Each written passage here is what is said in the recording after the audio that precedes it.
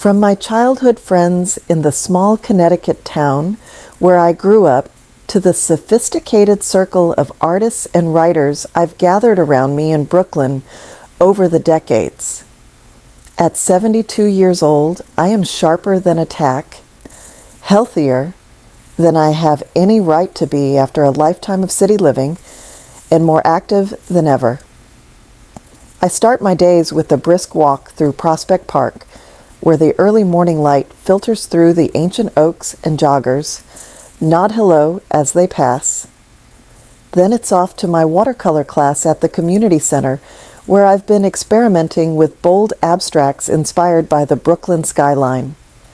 Afternoons might find me in my rooftop terrace garden, pruning the heirloom tomatoes and fragrant lavender bushes that Thomas and I planted together back when the neighborhood was still gritty and full of promise. Evenings, those are for my monthly literary salon, in the brownstone's spacious parlor friends, crammed onto velvet sofas, debating the latest novels over glasses of Merlot and plates of artisanal cheeses I've sourced from the local market. This 4-story Brooklyn brownstone on Willow Street has been my world since Thomas and I scraped together every penny for the down payment in 1978. Back then, it was a rundown gem with peeling wallpaper and leaky pipes, but we saw its potential. The high ceilings that made every room feel grand, the original crown moldings etched with delicate floral patterns, the stained glass skylight at the top of the winding oak staircase that casts rainbows across the floors on sunny afternoons. We renovated it ourselves over the years, Thomas sanding the hardwood floors until they gleamed like polished amber, me sewing curtains from vintage fabrics we found at flea markets. The parlor became our gathering place, with bookshelves groaning under the weight of first editions and family photos in silver frames. The kitchen, with its massive farmhouse sink and butcher block counters, was where we hosted epic holiday dinners. And the rooftop, oh the rooftop, was our private oasis, a lush escape from the city bustle below, with potted roses climbing trellises and a small fountain Thomas installed for our 20th anniversary. We raised David here, our only child, born in 1979 amid the chaos of a New York summer blackout. He was a curious boy, always tinkering with gadgets in the basement workshop Thomas set up for him, or curled up in the window seat reading comic books. Thomas and Elle poured everything into him: piano lessons, summer camps, college tuition. David grew into a kind, thoughtful man, successful in finance, but always a bit vulnerable, especially after his first marriage crumbled under the weight of infertility issues and mismatched ambitions. Thomas's death 12 years ago from pancreatic cancer shattered us all. He fought hard, but in the end, he slipped away in our bedroom, surrounded by the familiar creaks and scents of the home he loved. In his will, drawn up meticulously with our family lawyer, everything was left to me. The brownstone paid off long ago. The investment portfolio that provided a comfortable income, the art collection we'd amassed from gallery openings and travels abroad. David was there at the reading, tears in his eyes, as the lawyer explained there were no strings attached. It was all mine to manage as I saw fit. David hugged me tightly and whispered, "Dad knew you'd take care of everything, Mom. This house is your heart." For a while, life settled into a quiet rhythm. David visited often, helping with odd jobs like fixing the leaky faucet or climbing the ladder to clean the skylight. Then, 8 years ago, he met Lauren. It started innocently enough. David had a minor heart scare. A arrhythmia caught during a routine checkup and ended up in the cardiac unit at Brooklyn Methodist Hospital. Lauren was his charge nurse, poised, efficient, with a no-nonsense demeanor that masked a fierce ambition. She was 35 to his 42, recently divorced herself, and she took a shine to him immediately. Flowers arrived at his office the day after discharge, signed your favorite nurse. Lunch invitations followed, then weekend dates to trendy restaurants in Williamsburg. David was smitten. Her confidence buoyed him. Her stories from the ER fascinated him. "Mom, she's incredible," he gushed over dinner one night. "She saves lives every day." I met her a month later at a casual brunch in the brownstone's sunlit kitchen. Lauren arrived with a bouquet of expensive orchids. "I know you love gardening, Ellie," and complimented everything. The antique china, the view from the bay windows, the aroma of my homemade quiche. But as we chatted, I noticed her eyes darting around, appraising. "This place must be worth a fortune now," she said casually, sipping her mimosa. "All this original detail developers would kill for it." I laughed politely, steering the conversation to safer topics like her work. By the end of the meal, she was calling me Mom and hugging me goodbye. David beamed. They moved fast. Engagement after 6 months. Wedding planning in full swing. I insisted on hosting the ceremony in the brownstone's garden parlor and rooftop string lights twinkling overhead. A jazz quartet playing softly. Tables laden with catered delicacies.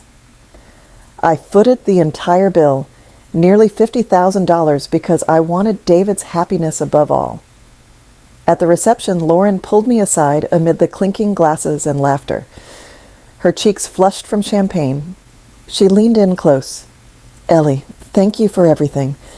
This house is a dream, when the time comes, and I hope it's not for ages. David and I will cherish it, just like you and Thomas did. We'll make it our family legacy." Her words were sweet, but there was an edge, a possessiveness that made me pause. Still, I smiled and hugged her, chalking it up to wedding day emotions. The cracks appeared slowly, like hairline fractures in fine porcelain. First, it was the visits. Lauren started dropping by unannounced. "Just to check on you, Mom." She'd wander the rooms, touching things. A crystal vase here, a silver-framed photo there. "You know, Ellie, this parlor could use some updating. Those rugs are a trip hazard." I'd politely disagree, but soon enough she'd rearrange anyway. My favorite armchair pushed to a corner because it blocks the energy flow. Bookshelves reorganized by color rather than author. Then came the pregnancies. After 2 years of trying, Lauren conceived Clara, our first grandchild. I was overjoyed, knitting tiny blankets and setting up a nursery in one of the spare rooms for overnight stays. But Lauren grew territorial. "Mom, we appreciate it, but Clara needs her routine at home." Visits were scheduled rigidly, and if Elle arrived a minute early, Lauren's smile would tighten. Benjamin followed 2 years later, and my role shrank further. I'd offer to babysit, but Lauren would cite safety concerns. "Ellie, you're not as steady on your feet these days." I was baffled. I hiked miles in the park weekly. The comments escalated. At family gatherings, Thanksgiving dinners around the long oak table, Christmas mornings by the fireplace with stockings hung from the mantel.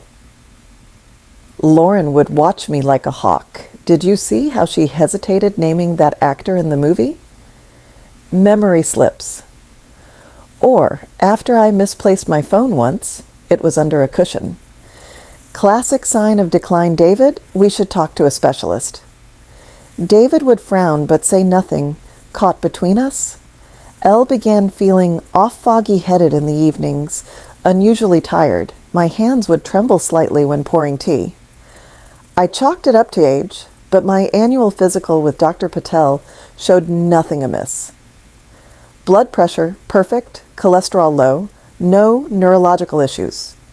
Lauren stepped in helpfully, offering to manage my vitamins and prescriptions. As a nurse, I see this all the time, Ellie. Let me organize your pills. It'll make things easier. She brought over colorful weekly dispensers, filling them herself during her visits. Grateful, I accepted. But the fog worsened. I'd wake disoriented, struggling to recall simple things like what I'd eaten for dinner. Dizzy spells hit randomly one afternoon in the garden. I nearly toppled into the lavender bed. Lauren was always there, coincidentally, to catch me and document it on her phone. For your records, Mom, we need to track these episodes. Suspicion bloomed like weeds in my garden. Why was Lauren so insistent? Whispers from neighbors reached me. Lauren telling them I was slipping, that she and David were preparing to step in. David grew distant, his calls shorter, his visits tense. Mom, Lauren's worried. She says you left the oven on last night. Impossible. I'd been at book club. The grandkids miss you, but until we sort this out, the fall sealed it. One evening, after a particularly strong cup of tea Lauren had brewed, to help you relax, dizziness overwhelmed me. I slipped in the bathroom, cracking my ribs on the tile. At the ER Lauren's shift, naturally, she took charge. IV pain meds flowed, leaving me in a hazy stupor. Through the fog, I heard her on the phone. Yes, doctor. She's been wandering, confused. Family history of Alzheimer's? Well, we suspect no. She can't manage alone anymore. Discharged with a dementia label, I was prescribed heavy sedatives. Lauren filled them herself, insisting Elle take them nightly. But doubt not at me, I confided in Ruth, my lifelong friend and a retired family court judge. Over coffee in her cozy apartment, tears in my eyes, I spilled everything. Ruth's face hardened. Ellie, this is textbook elder abuse. Manipulation, isolation, maybe even poisoning. We need proof. She connected me with her nephew, a tech-savvy private investigator who installed hidden cameras throughout the brownstone tiny lenses, in clocks, smoke detectors, even the kitchen spice rack. High-definition, motion-activated, streaming to a secure cloud server. I started dumping Lauren's prepared pills down the sink, faking swallows when she watched. Elle locked my real medications in a safe. The footage was damning, a horror movie unfolding in my own home. Night after night, Lauren crept in after I slept, crushing lorazepam tablets, powerful sedatives, into my herbal tea or evening yogurt. She'd stir carefully, taste test to ensure no bitterness, then leave it for me with a kiss on the forehead. Other clips showed her staging scenes, hiding my wallet in the freezer, then filming my frantic search the next day, scattering papers on my desk to create disarray, even loosening a stair runner to increase fall risk, muttering to herself, "This'll convince him." Worse were the phone calls to her doctor cronies offering gifts for skewed reports, bottles of scotch, concert tickets. "Make it look progressive," she'd say. "We need guardianship soon. The estate is massive." Ruth's investigator dug deeper into Lauren's past. The report was explosive. 3 elderly patients in her care had declined rapidly, signing over powers of attorney to relatives who later funneled money to accounts linked to Lauren's ex-husband. One patient died from an accidental overdose. Sedatives naturally. Complaints had been buried, but with fresh evidence, authorities could reopen cases. Armed with this, I waited for their move. It came on a crisp autumn evening. David called that morning, voice strained. "Mom, we need to come over tonight. It's important." They arrived at 7, David in his suit from work, Lauren in scrubs smelling of hospital antiseptic. She carried the folder thick with forms.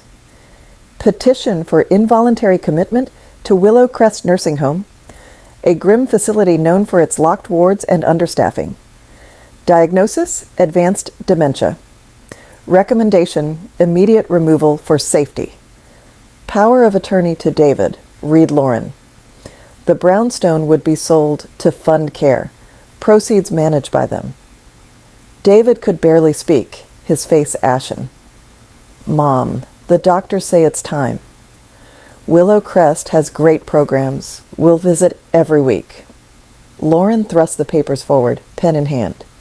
Sign here, Ellie. It's what's best. We love you. Elle let the moment hang, then smiled serenely. Before I do, darlings, let's watch a little home movie.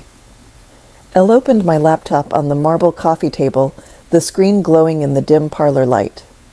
The first clip played Lauren in the kitchen, midnight, grinding pills with a mortar and pestle, her face illuminated by the under-cabinet lights. David gasped. Clip after clip rolled, the tamperings, the stagings, the bribes. Lauren's composure cracked. Denials, accusations of forgery, hysterical sobs. She's delusional. She faked this.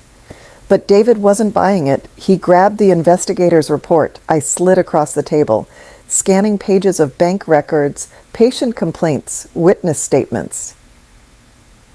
You poisoned my mother? For what? The house? The truth spilled in fragments. Lauren's debts from her first marriage gambling, bad investments totaling over $300,000. The brownstone was her escape plan. Commit me. Sell it, pocket the proceeds through David. She'd been grooming him for years, whispering that I was a burden, that the estate should be theirs now. David called the police right there, his hand shaking as he dialed. Officers arrived within minutes, taking statements, reviewing footage. Lauren was arrested on the spot, cuffed in my parlor, screaming about injustice as they led her away. The aftermath was a whirlwind. Lauren's nursing license was revoked overnight. Criminal charges piled up: elder abuse, fraud, drug tampering, attempted grand larceny. Her hospital colleagues turned on her, providing more evidence. The trial was swift guilty on all counts, sentenced to 10 years. David divorced her immediately. Gaining full custody of Claire and Benjamin, he sold their condo, moved back into the brownstone with the kids while rebuilding his life. Healing took time. David and I attended therapy together, unpacking years of manipulation. He apologized daily, cooking meals in the kitchen, helping in the garden. The grandchildren flourished, Clara painting with me on the rooftop, Benjamin curled up reading in the window seat like his father once did. Elle fortified my estate, trusts for the kids' futures, a non-profit donation for elder protection programs, and strict clauses ensuring the brownstone remains a family home, not a commodity. Ruth became our honorary aunt, hosting barbecues where laughter drowned out the shadows. Now, as winter snow dusts the skylight and the fireplace crackles with warmth, I sit with my family David pouring wine, Clara and Ben giggling over board games, and feel profound gratitude. This house, these walls, witnessed the ugliest betrayal and the sweetest redemption. Lauren? She writes pleading letters from prison, begging forgiveness. I don't respond. Some doors, once closed, stay locked. Victory isn't revenge, it's reclaiming your life, one sunrise at a time. And here in the heart of my unbreakable home, I am free, loved, and eternally vigilant.